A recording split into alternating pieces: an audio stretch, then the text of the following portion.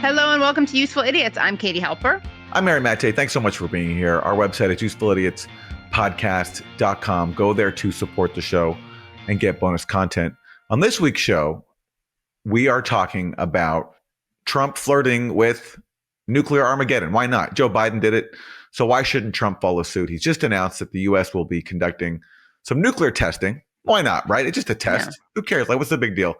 And we're going to get some great insight into why that's actually not such a great idea from Dr. Ivana Nikolić Hughes, who is president of the Nuclear Age Peace Foundation and a senior lecturer at Columbia University. And this weekend, we bring you an extra interview that I did with Rami Khouri, the great analyst, and we talk about the Gaza quote-unquote ceasefire.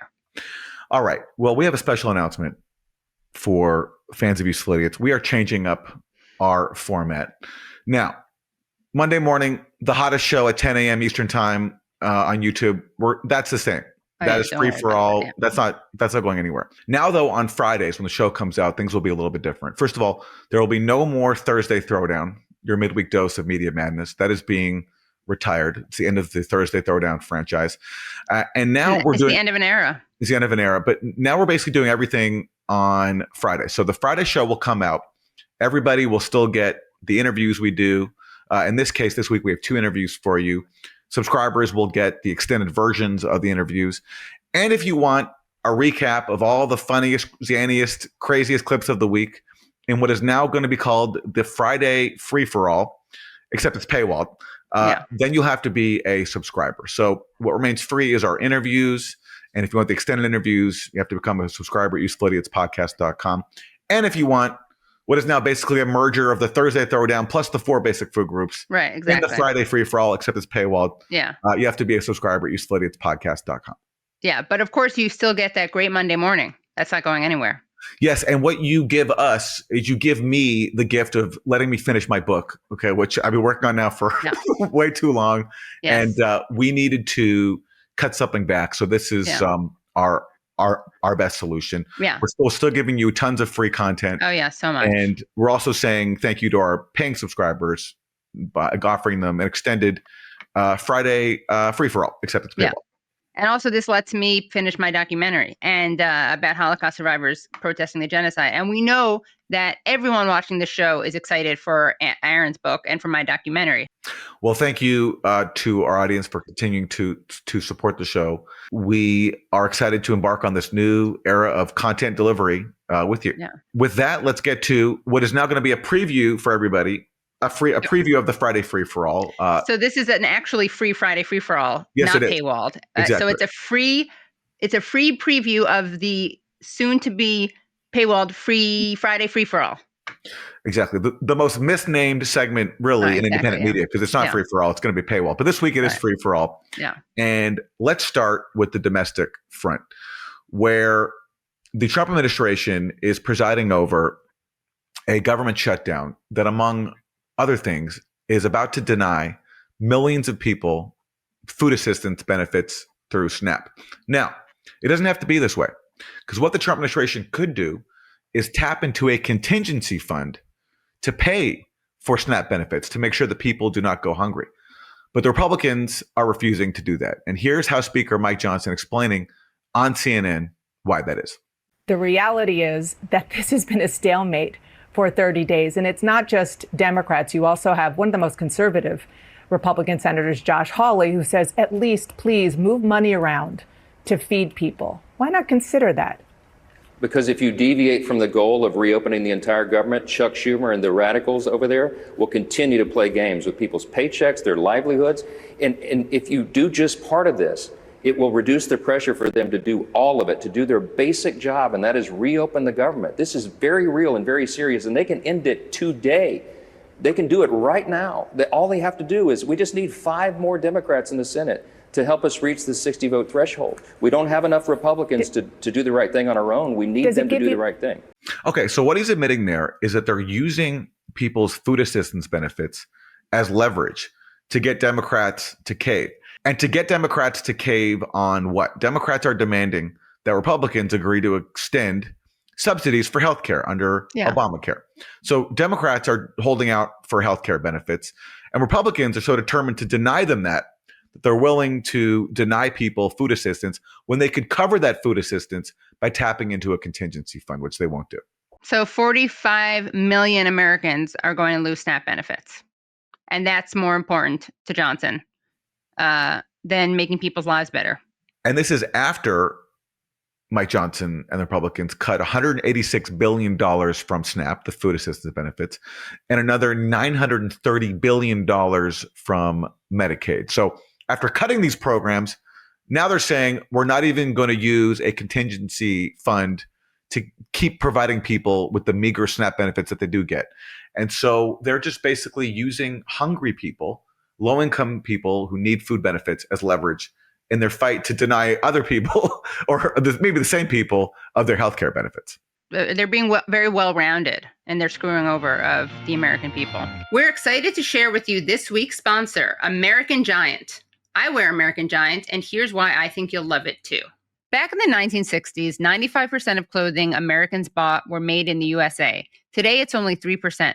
That's why we're excited to share our sponsor, American Giant. American Giant focuses on keeping things simple and close to home. They aren't affected by tariffs because their products never left the US. Today's trends of fast fashion have complicated clothing production by shipping cheap parts around the world to whomever can sew them at the lowest cost. And now you're paying the price with rising costs. But it isn't just about prices and helping the world. American Giant's clothes are comfortable too. From their famous hoodie to jackets, dresses, tees, and more, American Giant has a style and a feel that you're sure to be happy with for years to come. Support American-made, tariff-free clothing with American Giant. Get 20% off your first order when you use promo code USEFUL at american-giant.com. That's 20% off when you use code USEFUL at american-giant.com. Now, Illinois Governor J.B. Pritzker, he made a really shocking claim that not only are they not using the contingency fund to keep funding SNAP benefits, but they're even making it harder for people to use the SNAP benefits that they currently have. This is what he said. They've done something insidious, the federal government, in addition to Donald Trump being willing to turn off SNAP benefits on November 1, when they do have emergency funds available at the Department of Agriculture, the U.S. Department of Agriculture, and they're choosing not to use it. But they've done something even more insidious. They've decided to shut down the SNAP machines so that they can't be used. So even if we were to put money into SNAP accounts, they couldn't be accessed by someone who has a SNAP card. Sorry, SNAP recipient, no food for you, says Mike Johnson and the Republicans. I mean, it's like, are they trying to be parodies of how evil they are? I don't understand. Like, usually they do a slightly better job, don't they, of hiding their the way that they rape and pillage the American people? Yeah, well, look, there are some Republicans who are not on board with this. It was mentioned earlier in that Mike Johnson clip that Senator Josh Hawley is saying, "Come on, like, can we at least feed people? Can we at least not deny food benefits to hungry people?" And someone else who agrees with him is Marjorie Taylor Greene, and Ted Cruz has found the answer as to why Marjorie Taylor Greene cares about people receiving health care and food benefits. And guess what? Has to do with Marjorie Taylor Greene also being a critic of Israel's genocide in Gaza.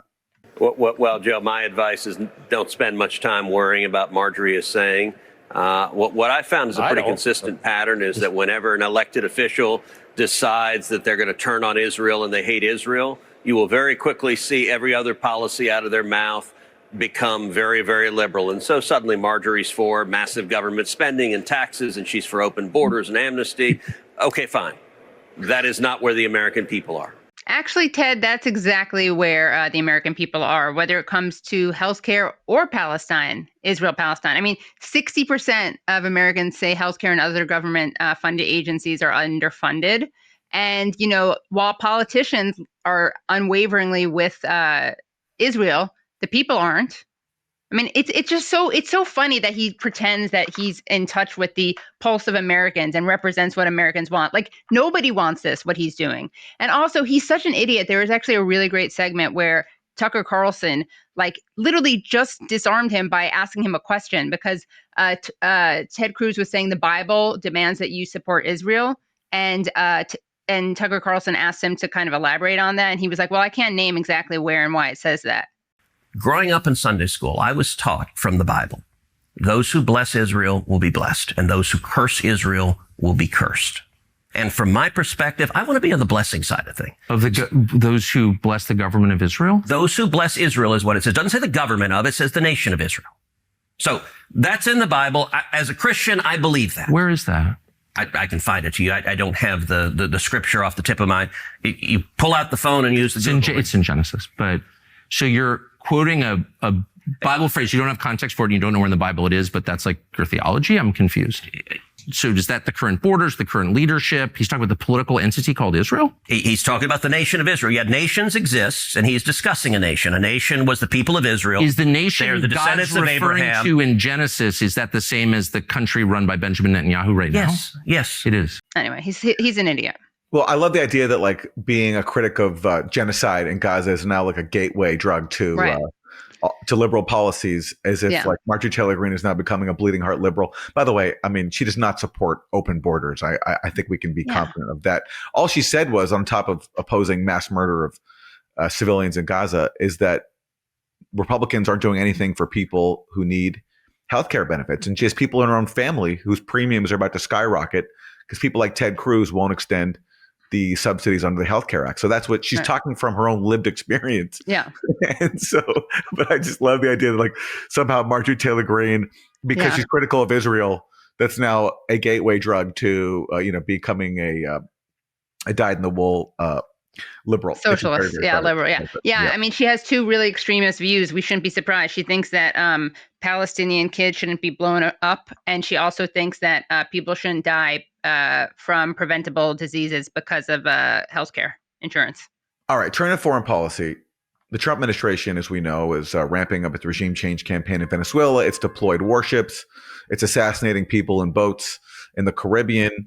It's, of course, maintaining the crippling sanctions that have decimated Venezuela's economy and caused a lot of the same migrants that Trump demonizes when he tries to win a presidential campaign. Right. And as part of the regime change campaign, you can always count on a reliable corporate media to launder regime change propaganda. CBS's 60 Minutes has been in this game for a long time.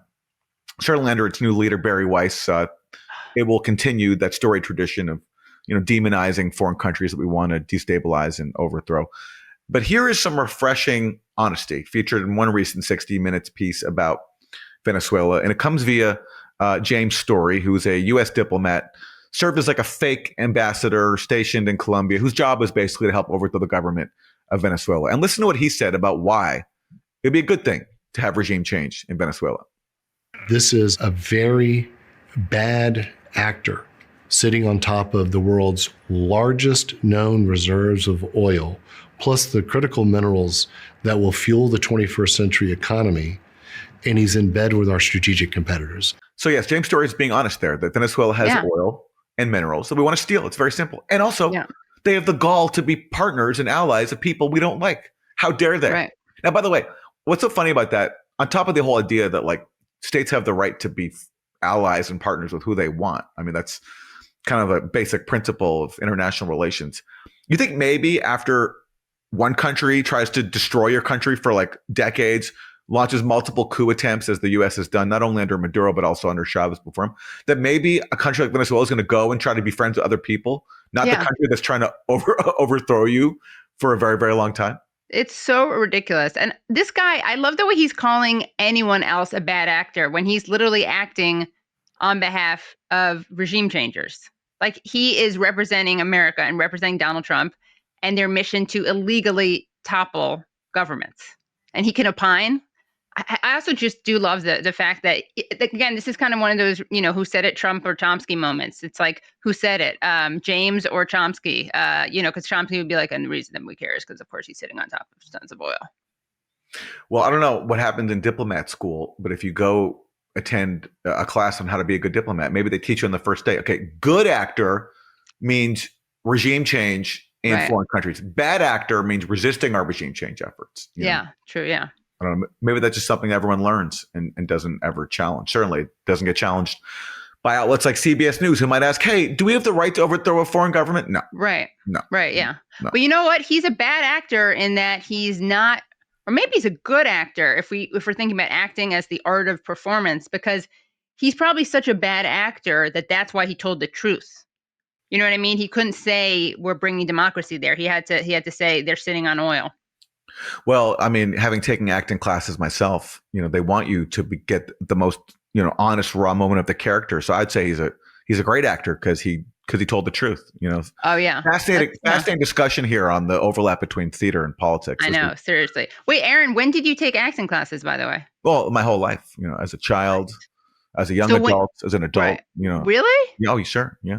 An adult? Mm-hmm. How old were you when you last took an acting class? I don't know. The last one I took was maybe 10 years ago, 5 years ago. I did not know that. Yeah.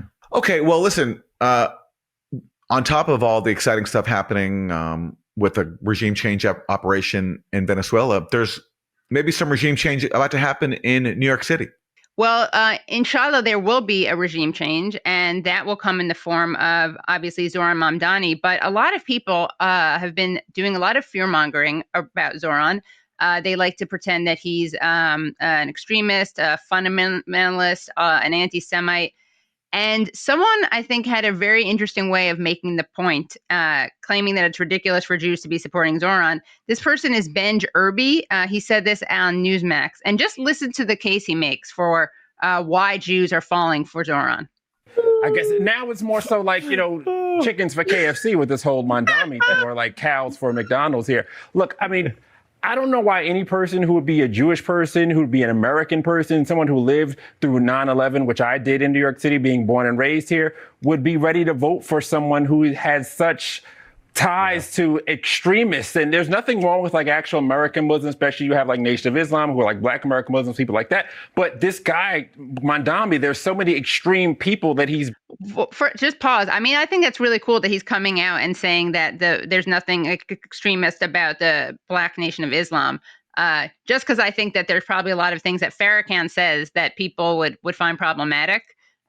So this guy has an interesting political spectrum where Zohran Mamdani is an extremist and Farrakhan is I don't know, run-of-the-mill moderate.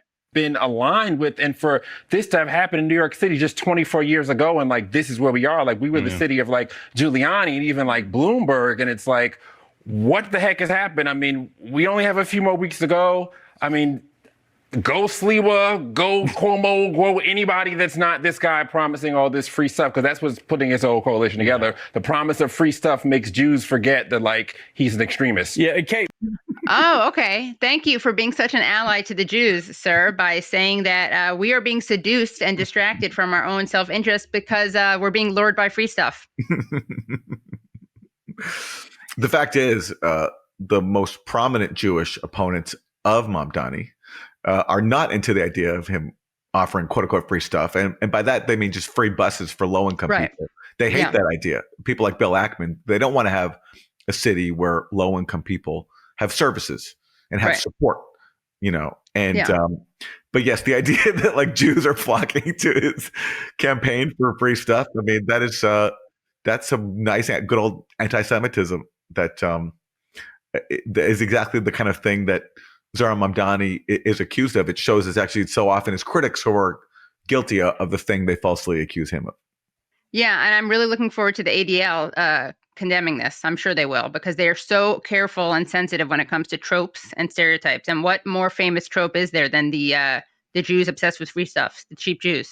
So Jonathan Greenblatt, really looking forward to it. All right.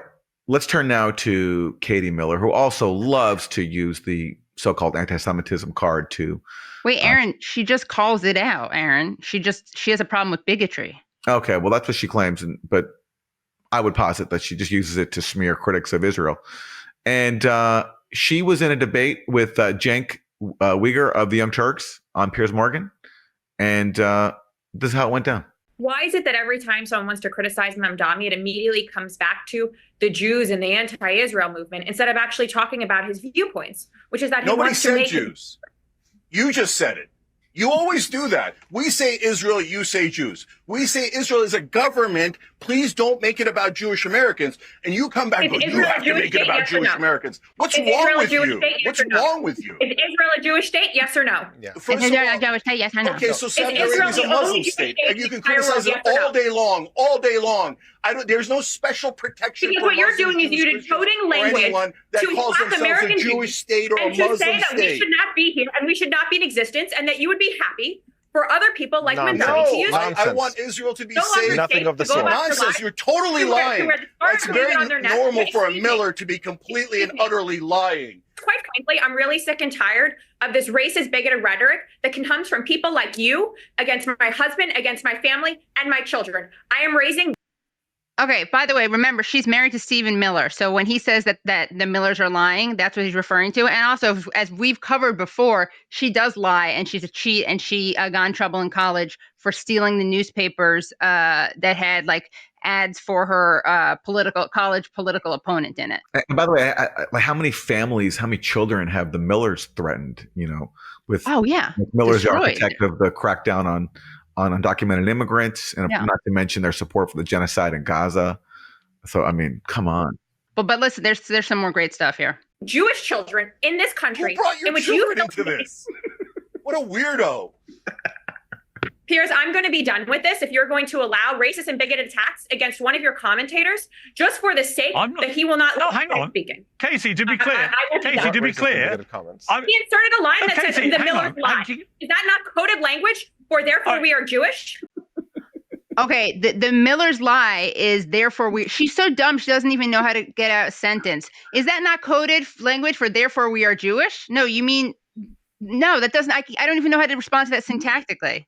Pierce, where are you? What? Where are you standing? God, you're so Casey, if I can. What's happening here is she's losing the debate. And so she's trying to call the referee by pulling out the anti-Semitism card. Everyone's so tired of it. It used to intimidate some people. Like Piers Morgan might have been intimidated by that maybe a few years ago, but it doesn't work anymore. It's so lame.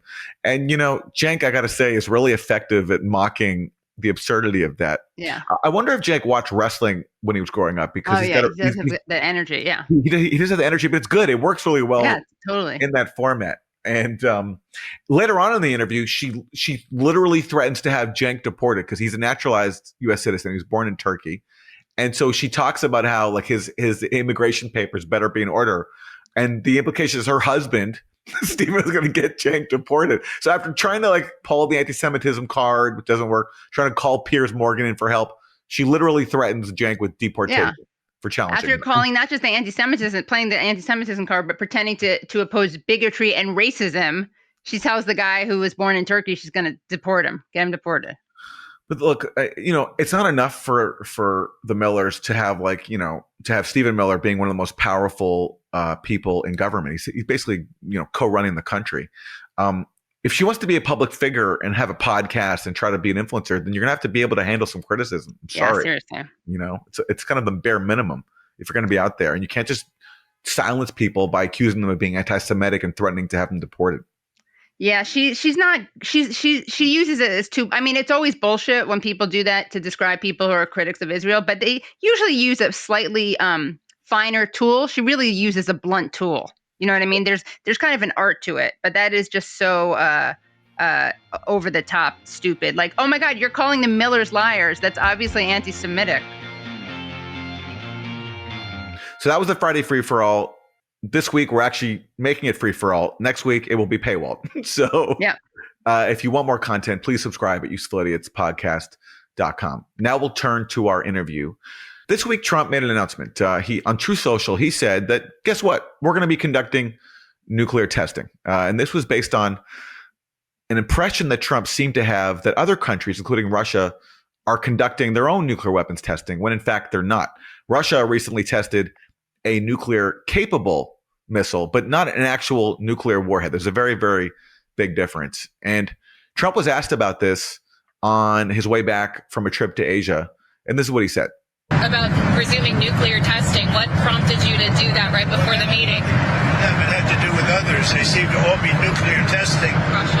We have more nuclear weapons than anybody. We don't do testing. halted it many years ago. But with others doing testing, I think it's appropriate that we do also. Any details around the testing, sir? Like where, when? It'll be announced. We have test sites. It'll be announced. All right, so there's a lot wrong with Trump's statement here, starting with the fact that other countries are not actually conducting nuclear testing. And we're going to talk about that and a whole lot more, including why Trump is making the world a lot more dangerous with his unfamiliarity with the basic facts and also his policies, and so far his refusal to engage in serious arms control with Russia. With this week's guest, Dr. Ivana Nikolić Hughes is president of the Nuclear Age Peace Foundation and a senior lecturer in the discipline of chemistry at Columbia University. Katie was on the road, so I spoke to her about Trump's announcement and a whole lot more.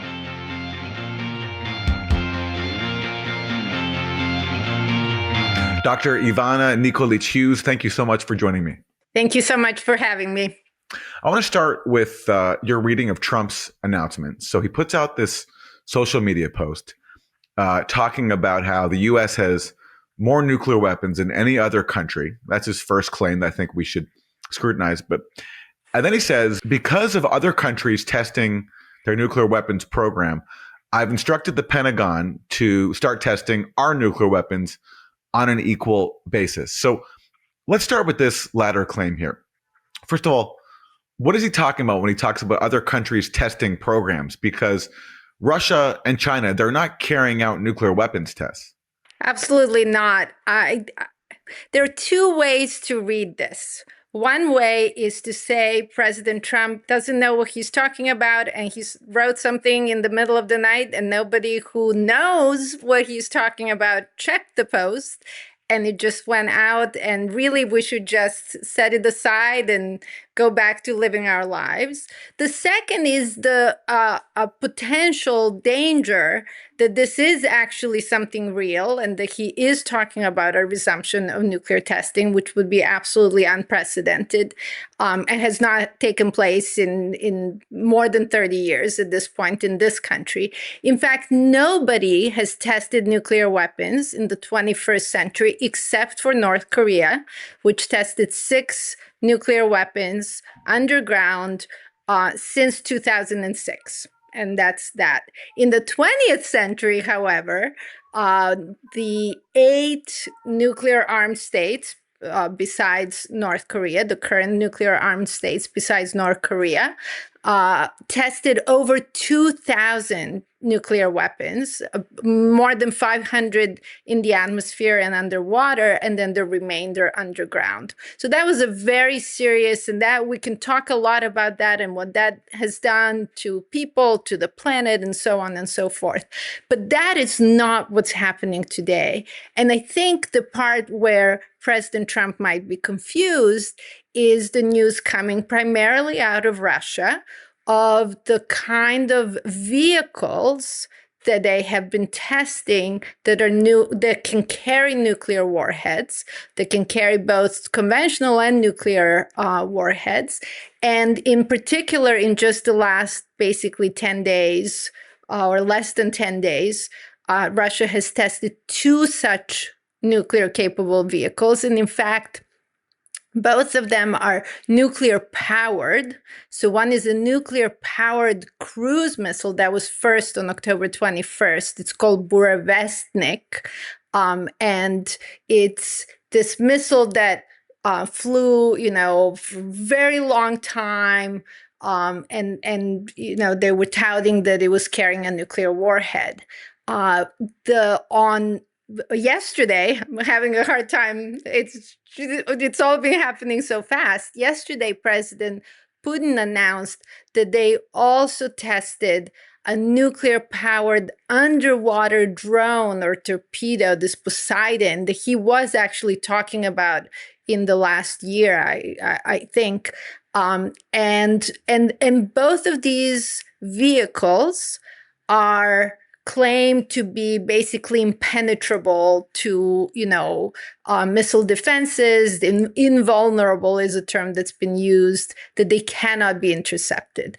And so I think President Trump is confused about the missiles, which is what carries the weapons, which are nuclear warheads, and the nuclear warheads, which really everyone stopped testing. I mean, the consequences have been devastating.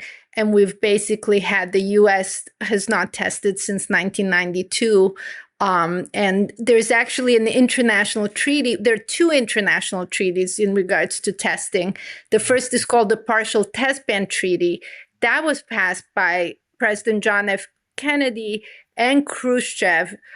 They negotiated that in 1963 in the follow-up to the Cuban Missile Crisis. And they basically ended atmospheric and underwater testing. The UK joined that treaty. France and China continued to test in the atmosphere, France until 1974 and China until 1980. But this was still a very, very significant achievement. Later on, the countries in the 90s got together to do what's called the Comprehensive Test Ban Treaty. And the US actually signed that treaty, but never ratified it. And in fact, the US and a few other countries, China, North Korea, Egypt, India, Iran, Israel, and Pakistan, all have not ratified this treaty. And in fact, they all need to ratify this treaty in order for the treaty to come into force. That said, all except for North Korea have actually been behaving as if they were parties to the treaty. Everybody stopped testing. And then the kind of move that's been destabilizing was Russia, which had previously ratified the treaty. Russia actually withdrew its ratification in 2023, and Russia's statement was that they wanted parity on all nuclear issues with the United States. So they withdrew from a treaty that the United States wasn't a party to. But, you know, setting all of that aside, no one's currently testing nuclear weapons. And so much of that post is still really, it's sort of mysterious what President Trump is actually talking about. Okay, so quick question. What if someone were to say, well, listen, what's wrong with a nuclear test? It's just a test. And shouldn't we know whether these systems are working? So what's the problem? Yeah, so the word test actually, honestly, is just the wrong word for what took place in these more than 2,000 actual full-blown nuclear explosions. The largest test that the United States ever conducted took place in 1954 in the Marshall Islands. It was called the Bravo test, and it had the energy yield equivalent to 1,000 Hiroshima bombs. 1,000 Hiroshima bombs. So Hiroshima flattened the city. This thing was 1,000 times more powerful. It had a mushroom cloud that was 25 miles high and 60 miles wide. There was nothing, you know, testing about this. This was a full-blown monster. The Soviets tested their largest hydrogen bomb was called the Tsar Bomba, and it was equivalent to 50 megatons, 50. Bravo was 15 megatons. So this was more than 3 times bigger than the Bravo test. So more than 3,000 Hiroshima bomb equivalents. So these were absolute monstrosities. These tests have quite literally, and again, there were 2,000 of them. Right. So here in the United States, we tested at the Nevada test. The very first, again, quote unquote, test took place before the atomic bombings of Hiroshima and Nagasaki. That was Trinity in New Mexico. That one was conducted. The bombs were dropped actually from like 500 meters above the cities. And so the fallout, the energy, the blast was tremendous. And that's why there was such a kind of flattening and destruction of the cities. But the radiation, which was, of course, present and has been absolutely devastating to the population that was exposed, it was still less than if you do what's called a surface burst. And Trinity in New Mexico was essentially a surface burst. They just like, you know, put it a little bit above ground, and that there were people living in the vicinity, even though, you know, even Oppenheimer, the film describes it as, you know, there's no one there. And there were people living and still, generations impacted by it. In the US, we also tested at the Nevada test site. Those tests, it was 100 atmospheric tests at the Nevada test site, and another few hundred, 400 that were done underground. The atmospheric tests were absolutely devastating to the population of the entire United States, and in particular to sort of people living closer to the sites, downwind of the sites, in places like Utah, in places like Salt Lake City. There was fallout quite literally all around the country.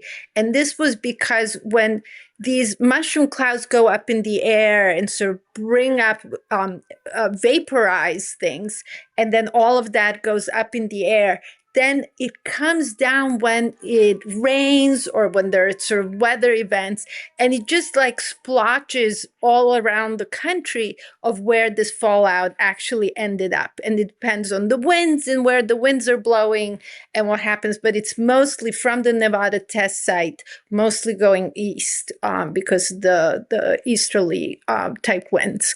And so it happened there. It happened. The Soviets tested a lot in Kazakhstan. They had 456 tests there. An estimated 1.5 million people were exposed to very large amounts of radiation in Kazakhstan.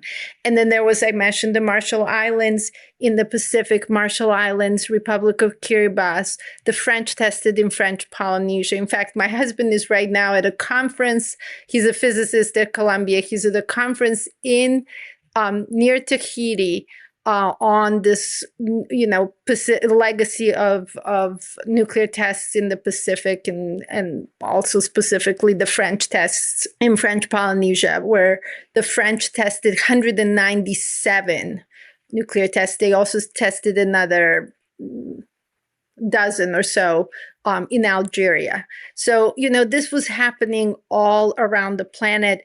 And these tests had really detrimental impact on local communities, first and foremost, but also increased cancer rates around the planet. There are people that you might know, people who get lung cancer. And the first question is, how could this person have gotten lung cancer when they actually never smoked a cigarette a day in their life? And we do know that smoking causes lung cancer.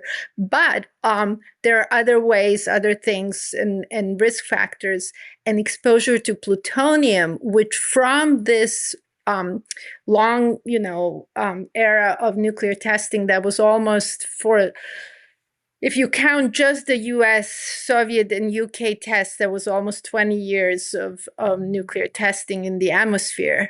And during that period, and especially if you were a young child and you got exposed to plutonium, that was going to do something to you later on in life.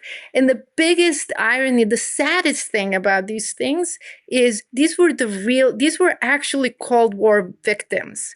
Now, we think of the Cold War as having had no victims.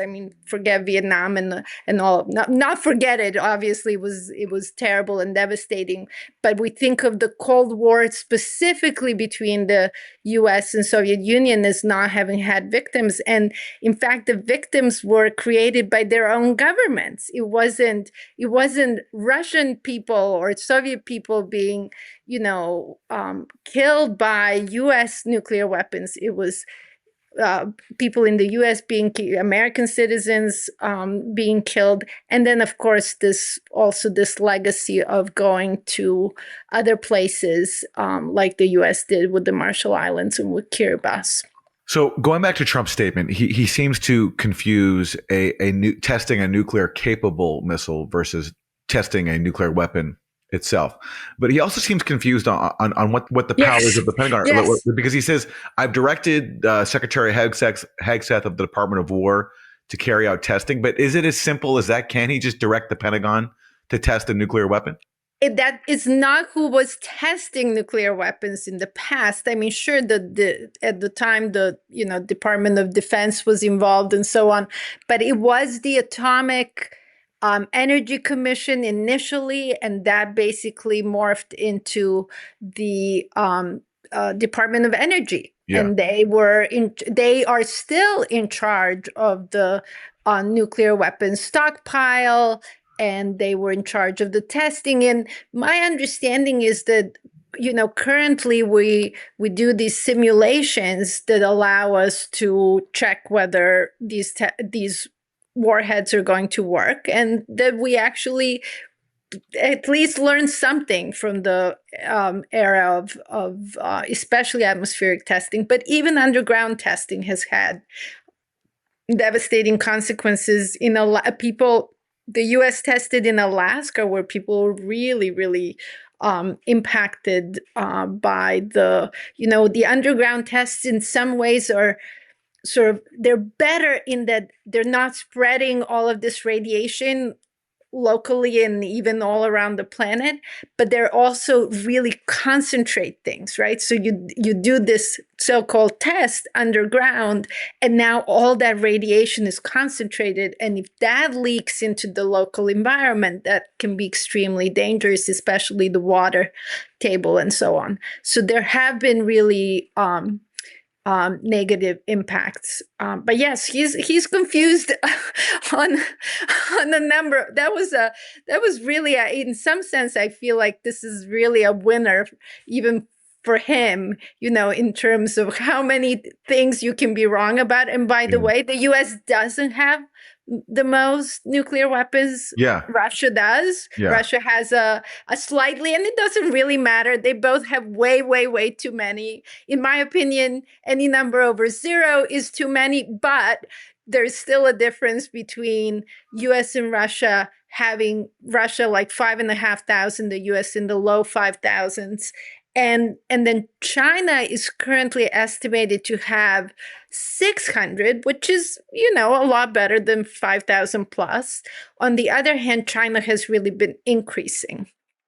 And the estimate is that China will have 1,000 nuclear warheads by 2030. And President Trump also wrote something along the lines of, China is going to, catch up in the next 5 years. They're not going to catch up. They're not going to go to 5,000 in the next 5 years.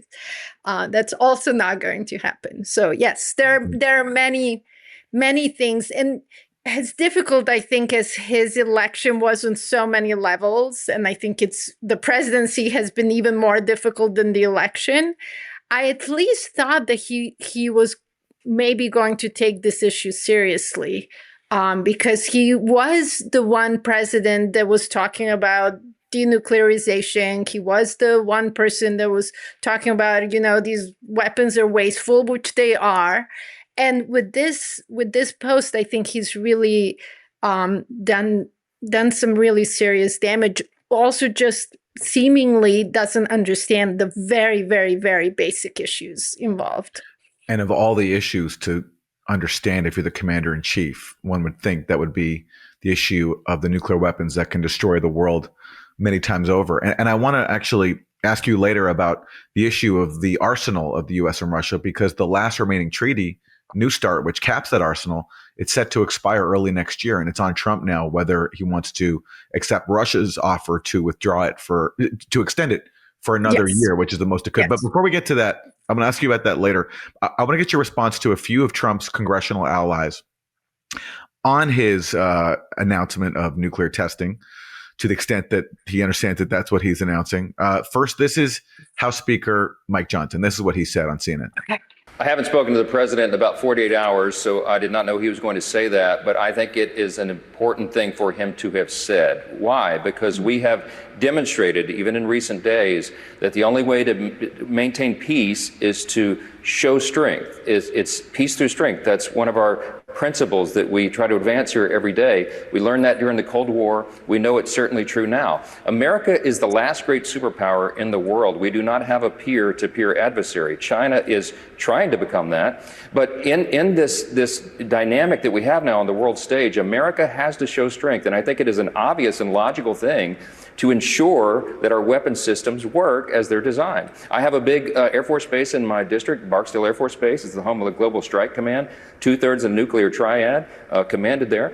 And our airmen and all of those involved in our nuclear arsenal need to be well practiced, and they certainly are. They're ready and prepared, but we need to make sure that we know that we can maintain our strength. And I think that's an obvious and logical thing to do. So that's House Speaker Mike Johnson. And let's hear it for one more, and then we can get your response. This is Senator Tom Cotton. He's speaking at the confirmation hearing for Vice Admiral Richard Correll, who is nominated to be the commander of the U.S. Strategic Command. And this is Senator Tom Cotton. Critics of our nuclear arsenal often claim that it costs too much and we never use them. I like to rejoin that we use our nuclear weapons every single day, and we have for 80 years. Although we have not detonated a nuclear weapon in combat for 80 years, the very existence of them and at their high state of readiness every single day for 80 years has deterred the kind of major conflict we saw twice in less than 20 years in the 20th century. Do you agree with me, Admiral, on the absolute necessity of both maintaining and modernizing our arsenal to preserve this deterrent effect? So there you go. According to both House Speaker Mike Johnson and Senator Tom Cotton, this keeps the peace.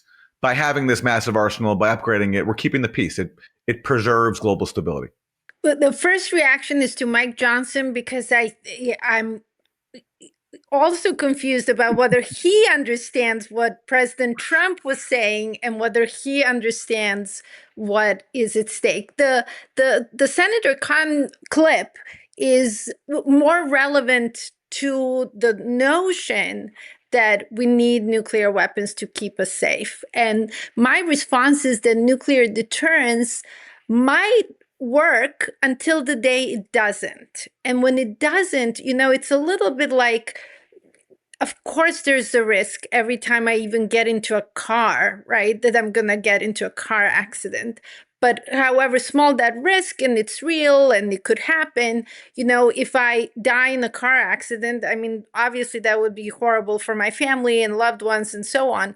But it's just me. There's a really big difference with saying, this nuclear deterrence thing is working. There's a small risk that it won't work. But that's okay, because I can take that kind of a risk.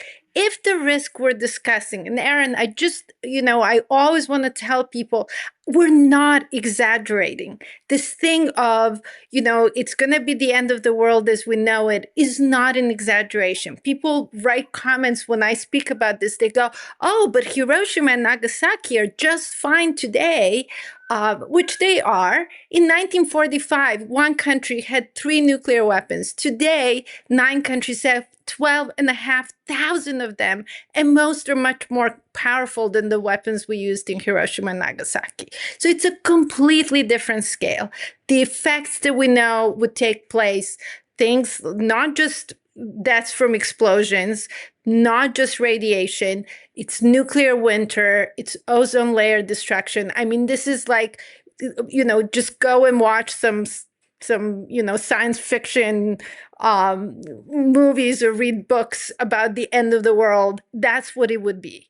And for any of these people to accept that that's that we can be totally and utterly vulnerable as a nation and as humanity, and just continue indefinitely to live with this threat is actually really, it's both ignorant and it's pure hubris. It's just people thinking that they know better. Experts, including someone I really respect deeply, he's a professor at Stanford University, is the winner. He played a key role in cryptography. The reason you can swipe your credit card and all this stuff is hidden and so on. His name is Marty Hellman. He estimates a yearly risk of nuclear weapons use to be 1%. Now, 1% may not seem like a lot, but if you play that game over and over and over again, over the course of, say, 80 years, which is, let's say, the lifetime of a child born today, the probability is more than 50%. This is utterly insane. Utterly insane. And we're, again, talking about destroying the life on the planet, like, right? Because we really don't like Russia, or we really don't like China, and, you know, we're just gonna go for it. The other aspect of all of this insanity around nuclear weapons is just the time scale. So if you haven't seen it, watch A House of Dynamite. Better yet, read the book by Annie Jacobson, Nuclear War, A Scenario. 72 minutes till the end of the world. None of this is made up stuff. This is Annie talking, and I've gotten to know her really well over the last year. She's an amazing woman. This is like top generals, former commanders, former secretaries of defense, people in those situation rooms literally telling her this is what would happen. And the House of Dynamite sort of dramatizes this kind of scenario. There's supposed to be a movie, directly made from Annie's book as well. And it's absolute insanity. And so for anyone to accept that we're just going to have nuclear weapons indefinitely and everything will always go right is crazy. And of course, there's so many problems with nuclear deterrence. One being that you're now trusting there's 8 other leaders. Like, let's even assume our own leader is great and is, gonna like do the right thing here. You're now trusting 8 other people to not make the choice of using this nuclear weapon. And the other thing that we know, the number I quoted from Marty Hellman, 1% per year for nuclear weapons use. The piece that we know is that one nuclear attack in the kinds of simulations that are done in Washington all the time ends up in a full-blown nuclear war. Because once it starts, there are all these policies in place. The U.S. has this policy of launch on warning. This is a big part of the premise of A House of Dynamite, that if, we don't wait to absorb the attack, we just attack whoever we think attacked us. And of course, that's this global nuclear war. That's the end of the world as we know it. Okay, well, if you're watching this and you thought that those clips from Mike Johnson and Tom Cotton were scary, I have one more for you. And this is a clip that I don't think got nearly the attention it deserved. And I'm curious your thoughts on this. This is back in November 2024, so just over a year ago. This is right after Trump won the election. And that's when the Biden administration announced that they lifted restrictions on Ukraine launching long-range ATACMS missiles into Russia. And right after Biden announced that, Russia formalized a new doctrine that said that under its new policy that Russia could carry out nuclear strikes in response to any attack on its territory by a non-nuclear state that is backed by a nuclear armed power. So basically, and it was obvious what Russia was doing, was signaling here, that even though Ukraine doesn't have nuclear weapons, if Ukraine uses U.S. weapons to launch attacks on Russian territory, then Russia could carry out nuclear strikes in response. And I'd be curious to hear your thoughts on that and how dangerous that Russian policy is. But before we get to that, right after Russia announced this new doctrine, a top U.S. military leader delivered his comments on this. His name is Admiral Thomas Buchanan. He's director for the Plans and Policy Directorate at the U.S. Strategic Command, which manages the U.S. nuclear arsenal.